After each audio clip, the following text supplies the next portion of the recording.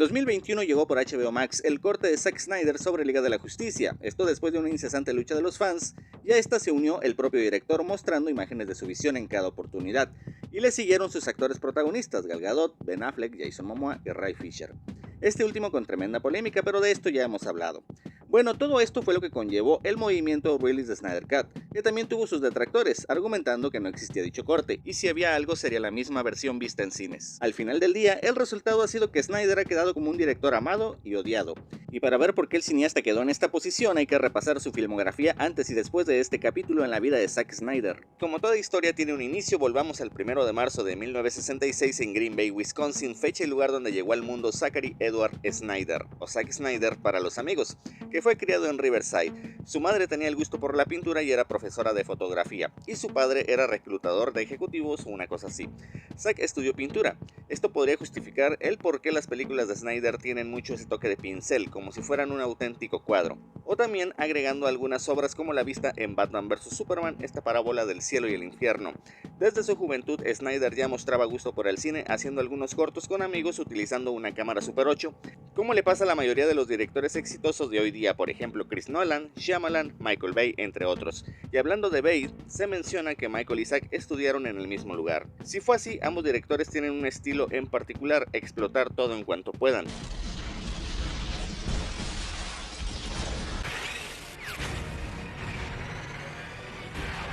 Y el slow motion.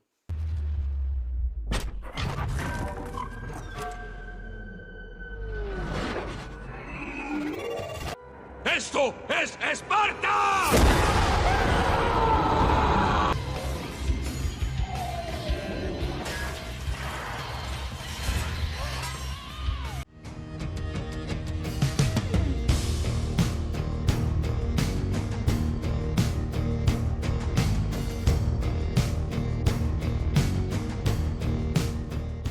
Pasado el tiempo, Snyder empieza a grabar algunos comerciales donde su estilo empezaba a notarse, por ejemplo en el de Frisbee para Jeep. Este publicitario lo hizo acreedor a un premio Clio. No conforme con esto, entró a la duela, tomó el balón y encestó de 3 puntos en 1990 trabajando al lado del rey, del número 23, el mismísimo Michael Jordan, en un documental sobre su vida y carrera dentro del básquetbol. Acá Zack funge como director. También Snyder estuvo dirigiendo videos musicales para el cantautor británico Morrissey con el tema Tomorrow.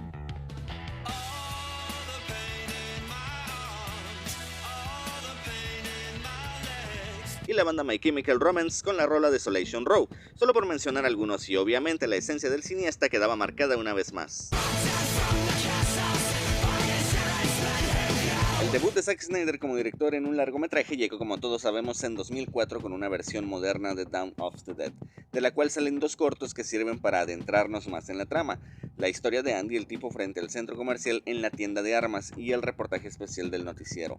El filme original fue dirigido por George A. Romero en 1978. Un dato curioso: el guión del remake de Zombies estuvo a cargo de James Gunn, actual CEO del universo de DC. Acá Snyder no solo colocó a la película como parte de la columna vertebral del subgénero, sino que también agregó un condimento que veríamos en alguno de sus filmes: su presencia en un cameo,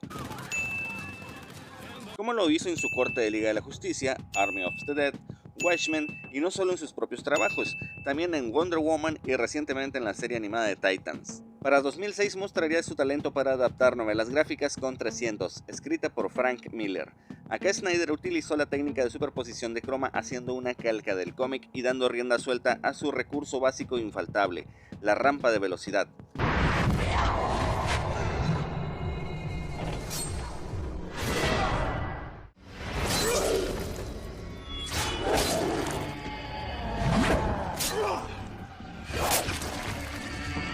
Esto separó a Zack de otros directores que realizan múltiples cortes y primeros planos.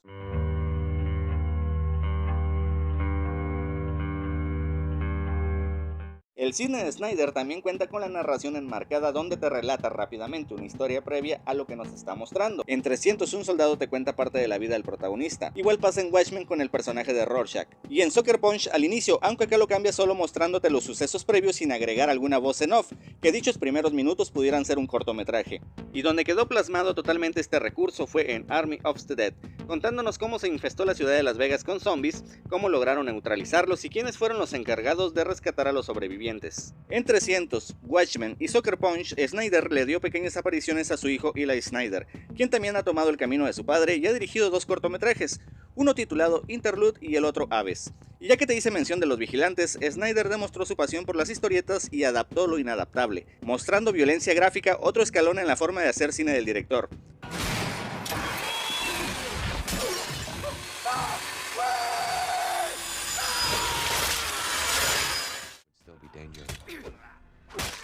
A la película no le fue bien en taquilla y dividió a críticos y audiencia, con porcentajes apenas aceptables, pero colocó a Zack Snyder como un director visualmente poderoso, y así hace su debut en la animación con la cinta Ga'Hoole, la leyenda de los guardianes, recibiendo otra vez críticas mixtas. Y aquí ya encaminaba a la luz lo que muchos le critican su narrativa, mencionando que el guión no conecta con el público infantil y mucho menos con el adulto, que era falto de interés, pero lo que sí convenció fue la forma visual en la que se realizó la película, y más en 3D. Después de esta incursión animada, Zack Snyder lleva a cabo su película menos entendida de su filmografía, Sucker Punch, la que cuenta con 2 versiones, la de cine de 110 minutos y la extendida de 127 minutos. El director mencionó que a este filme también le metió mano Warner, qué raro, ¿no? Mundo Surreal nos traslada hasta la década de los 50, presentándonos a una joven llamada Baby Doll, y ya de entrada el nombre del personaje causó crítica. La ya mencionada chica está a punto de tener una lobotomía e intenta escapar del hospital psiquiátrico junto a sus compañeras. Para Sucker Punch, Zack Snyder te muestra 3 niveles de realidades según la mente de la protagonista. Primero, el que observamos al inicio de la película, un padrastro ambicioso que para poder quedarse con la herencia busca deshacerse de ella dejándola en el psiquiátrico. Segundo, un extraño burdel donde pasa la mayoría de la trama. Por último, un mundo lleno de acción con misiones extremadamente llamativas y peligrosas. La película se configura como una partida de videojuego en la que las protagonistas van adquiriendo poderes pasando de un nivel a otro. La crítica la calificó de violenta, con servidumbre sexual y de un discurso machista, rescatando la elección de canciones que están 100% relacionadas con cada parte de la película o nivel en el que se adentran las chicas.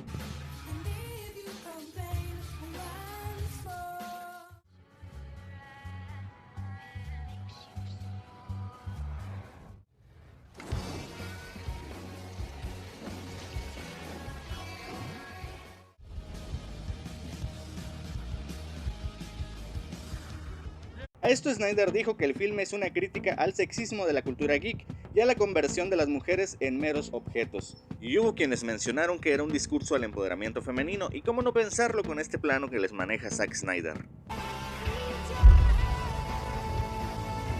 Y que no sería la única ocasión en que el director manejaría este recurso, con el cual también presenta a su recurrente grupo de protagonistas.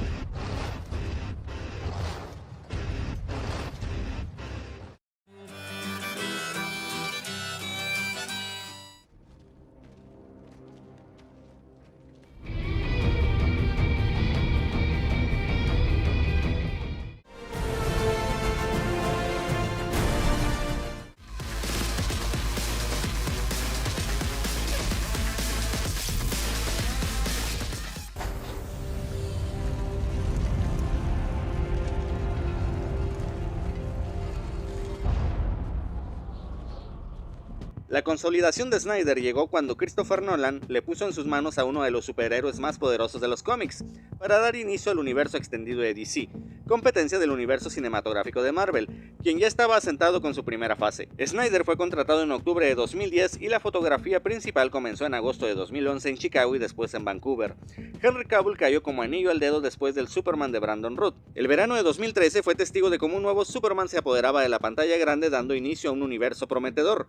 La película se hizo de críticas mixtas, como normalmente son los trabajos de Snyder. Se alabaron las secuencias de acción, efectos visuales y la banda sonora de Hans Zimmer, también colaborador de Chris Nolan en la trilogía del Caballero de la Noche. Según los críticos, el punto más blando, por así decirlo, fue el ritmo del filme, la tonalidad oscura y la falta de desarrollo en los personajes. Yo creo que El Hombre de Acero es una película muy completa, que a mí en lo personal me hizo creer en un Superman más real, más humano. Y claro que Man of Steel está entre mis películas favoritas de superhéroes. Tocando el tema más llamativo, El Hombre de Acero se interpreta como una alegoría religiosa desde el momento en que Jor-El envía a Kal-El, su hijo, a la Tierra, y que acá sería un dios prácticamente para la humanidad, una señal de esperanza. Y con el éxito de taquilla de Man of Steel, en 2016 se presenta la pelea más esperada, 2 colosos frente a frente, como lo mencionó Lex Luthor, hombre versus dios. God versus man.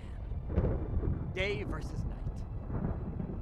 Son of Krypton versus Bat of Gotham. El arco de Superman en la visión de Zack Snyder era meramente mesiánico.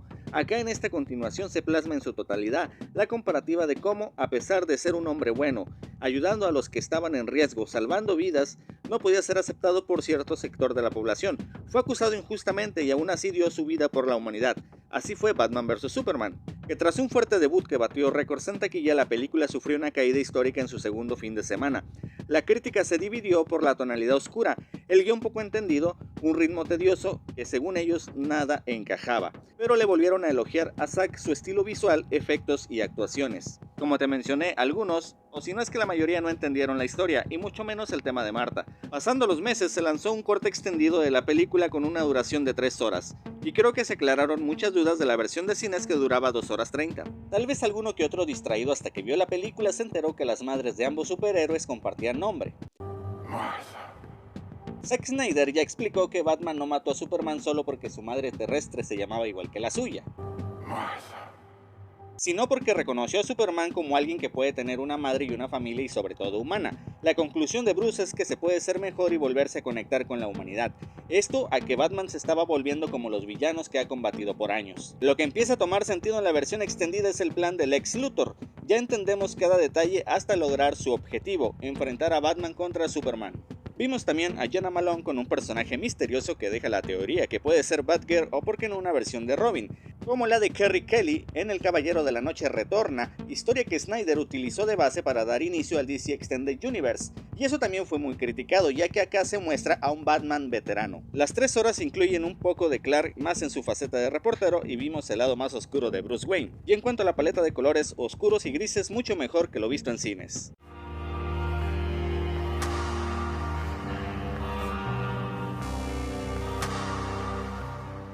Como tal, en su filmografía Snyder no ha tenido una caída. Lo que sí ha tenido son obstáculos, como las críticas a su trabajo y más a Watchmen y Sucker Punch.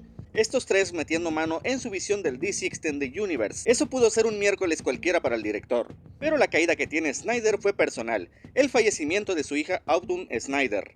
A palabras del cineasta mencionó que tuvo que dejar el rodaje de Liga de la Justicia debido a que la gente encargada de Warner no entendía por lo que estaba pasando y le exigían más cambios a la película, llegando el momento en el que no pudo más y así bajándose de la producción. Al ver que no había director y que le surgía copiarle a Marvel, traen al encargado de los Vengadores, Joss Whedon, quien según solo terminaría lo que dejó pendiente Snyder, pero no.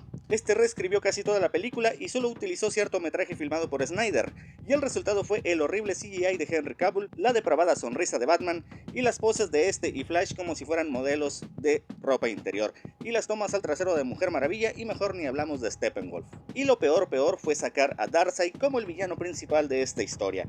Bueno, después de todo lo que acarreó el rodaje de la Liga de la Justicia, Zack Snyder buscó tener un duelo muy diferente, muy a su manera, empezando el apoyo a la prevención del suicidio, y esto lo dejó plasmado a la hora de proyectar el Snyder Cut. De allí reafirmó el formato de la película para fines prácticos, que se resume a 4/3 por así decirlo, lo más cerca a proyectarse en una pantalla IMAX y no en widescreen, y agregando el blanco y negro en algunas ediciones especiales, pero donde dejó una cátedra de hacer cine, de contar una historia, fue en 2017 con el cortometraje Snow Steam Iron, filmado con un iPhone, con una duración de 4 minutos. La tonalidad, los movimientos de cámara, la música, la acción, la sangre, todo refleja el estilo de Zack Snyder. Ahora saltemos el tiempo a mayo de 2021, poco después del estreno en HBO Max del corte de Liga de la Justicia.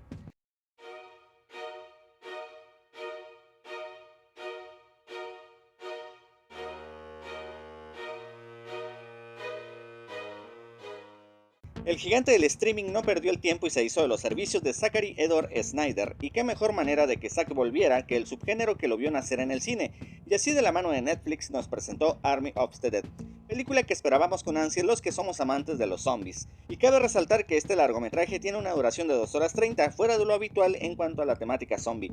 También el Ejército de los Muertos le valió una estatuilla dorada de las 2 ganadas en la entrega 94 de los premios de la Academia en 2022. El filme se llevó el Oscar a Mejor Película Popular, Y el siguiente fue gracias a mejor escena en la Liga de la Justicia, Flash utilizando la Speed Force. Regresando a lo que fue Army of the Dead, algo de lo que me encantó fue que Zack Snyder también fue el director de fotografía, agregando la pantalla de grano y utilizando difuminación en la mayoría de las escenas. La película fue un éxito, aunque sí teniendo algunos detalles en el guión y en el desarrollo de los personajes. Por ejemplo, la historia de Bautista y su hija interpretada por Ella Pornell se sintió muy forzada, más que como para que la película durara las 2 horas 30. De allí en fuera para mí se va tejiendo este universo producido por The Stone Quarry, el nuevo nombre del estudio de Zack Snyder. Del Ejército de los Muertos habría una animación titulada Army of the Dead Lost Vegas, y la ya estrenada precuela El Ejército de los Ladrones y la continuación Planet of the Dead. Todo un manjar de zombies nos prepara el cineasta, quien no solo explorará a los muertos vivientes, sino también se adentrará en un viaje por la galaxia para contarnos Rebel Moon, que en su momento fue presentada para hacer una película más de Star Wars, pero el estudio encargado de la franquicia creada por George Lucas rechazó, argumentando que era una historia demasiado madura para su universo. A juzgar por las imágenes, Netflix le volvió a dar carta abierta a Snyder en cuanto a creatividad.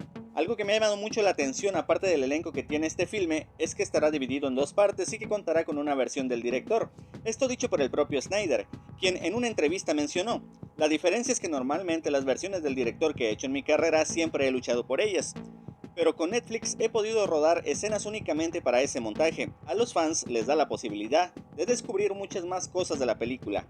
Bueno, la primera parte de Rebel Moon, titulada A Child of Fire, La Niña del Fuego, llega el 22 de diciembre de este año. La segunda parte, titulada The Scaregiver, La Guerra que Deja Marcas, llega el 19 de abril de 2024.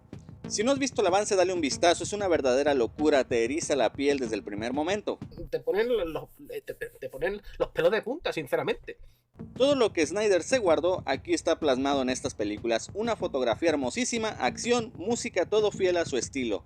Y se ha estado mencionando que Netflix le daría luz verde para un live action de Gears of War, y el director ya cuenta con la aprobación del creador del videojuego Cliff Bleszinski y buscarían a Dave Bautista para el papel de Marcus Phoenix. Y así damos punto final a este video. Sabemos que Zack Snyder es una enciclopedia de información de la cual todavía podemos echar mano. Hemos dejado algunos temas fuera, como por ejemplo adentrarnos tal vez un poco más a su vida personal. También que lleva su gimnasio a todas las filmaciones, ya que le gusta mantenerse en forma.